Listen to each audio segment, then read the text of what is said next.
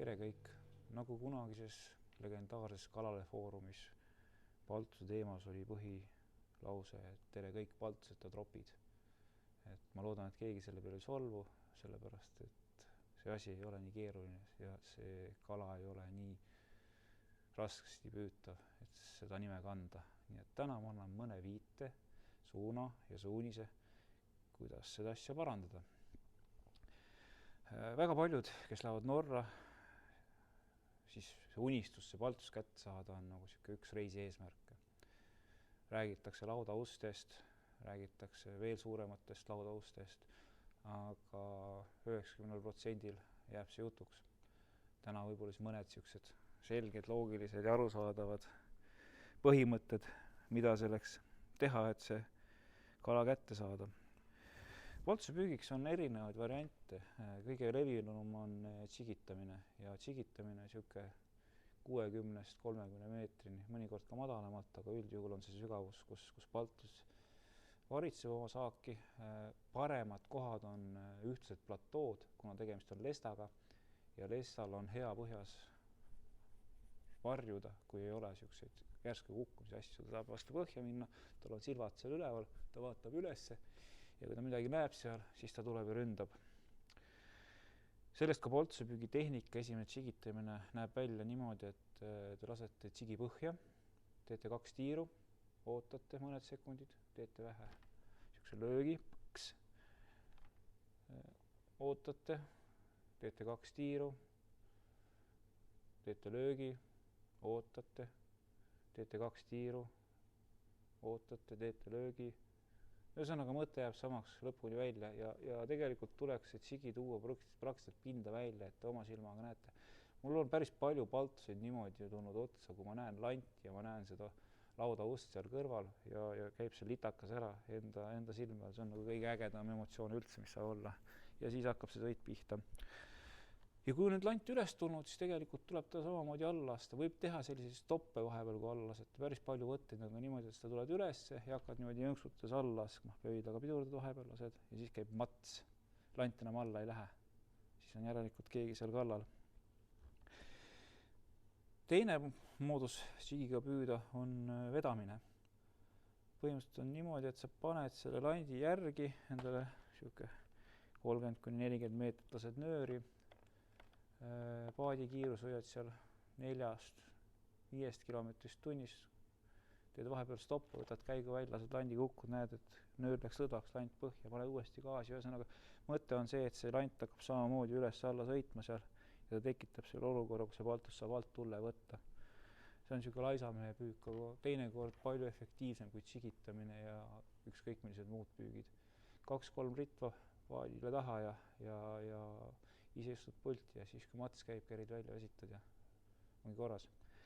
Edasi, järgmine asi on siis nii-öelda söödaga püük, rakendusega püüt. Fladenil on väga ägedad elussõda rakendused. Ma ütlen, need on nagu minu silmis on nagu õieti tehtud. Okei, võib-olla see söödakala võiks olla täpselt umbes 700–800 grammi, et võib-olla see lips tuleks natuke lühemaks teha. Sest kui nüüd söödakala siia rakendada, klaks, esimene lõua alt läbi, teine taha ja siis see tamiil peaks selle söödakala tõmbama nagu natuke kõveraks.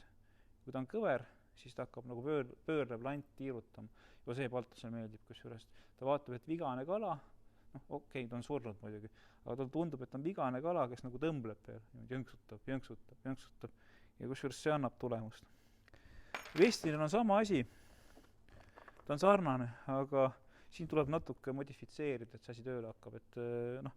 Ütleme nii, et Fladen on nagu leidnud ideaalse lahenduse. Vestin oma tuleks ise natuke modifitseerida, aga see ei ole keeruline, et näpid saad natuke lühemaks, natuke pikemaks, üks rõngas, teise kohta kõik töötab.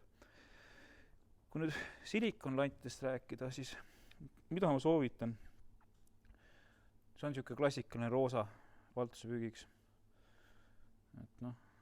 Kuna meriahven on nagu siuke lemmiktoit tal, ka rasvane kala, mis nagu võib-olla on ka eeringasse, mis on see, mis talle peale läheb, siis ma paneksin siia veel lisakolmiku alla. Seoks selle siia rõnga külge ja selle paneks siia. Teinekord ongi see, et ta võtab, aga tal on suu suur, siis 2 konksu on 2 konksu, 1 konks on 1 konks. Aga üldiselt kui ta juba siia otsa jääb, siis need konksud on nii tugevad ja tal on see pea ja asi on ka sama tugev, et naljata minema ei pääse. Kui me nüüd räägime paltuspüügi rakendusest nagu ritt, nöör, kloorkarboon, siis sinna tuleks võimalikult vähe nõrkasid lülisid jätta. Nõrk lüli on see koht, kus katki saab minna. Mina kasutan ühte pöörlat, kus ma ühendan siis nööri ja floorkarbooni. Floorkarboon võiks olla millimeetrine. See on siuke ideaalne. Kandevõime on siuke 53 kilo. Nööri kandevõime 0,3 on siuke 25-26 kilogrammi. Tegelikult ei ole vaja rohkem 20-25 kilogrammi. Aga fluoro puhul on see, et see jäme fluoro, kui ta käib vastu põhja, vastu neid tõravaid serve, et ta ei õõru seda katki, et see on fluoro mõte. Ja pööral samamoodi siuke 40 kilo. Ja landi ma seon juba otse siis fluoro külge. Ma ei pane mingit lõks asju. Mul on kunagi, kui ma alustasin seda paltuspüüki, päris palju suuri kalu sellepärast ära läinud, et lõksu tõmbab sirgeks. Nii et kõik nõrgad lülid välja, siis on see tulemus käega katsutavam. On olemas veel siuksed kalmaari moodi asjad, mis ka aeg-ajalt töötavad päris hästi. Aga pigem on silikon ja siis söödaga püük see, mis tegelikult annavad tulemust. Söödapüügil või söödapüügil siis tegelikult on sama loogika, kas me siis kerime ülevalt alla seda söödakala või siis me veame. Üldjuhul isegi vedamine on efektiivsem selle puhul, et siis ta töötab pöörav lant meil järel ja paneme 2-3 tükki, see on kalade parv ja siis muudkui ole mees ja vinna need kalad välja.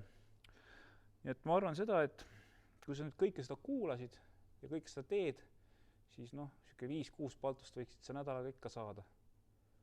Ja kui ei saa, siis tule VFIS-i kauplust läbi, et vaatame, arutame, mis sa valesti tegid. Mina tänan, aga sulle ka aitäh!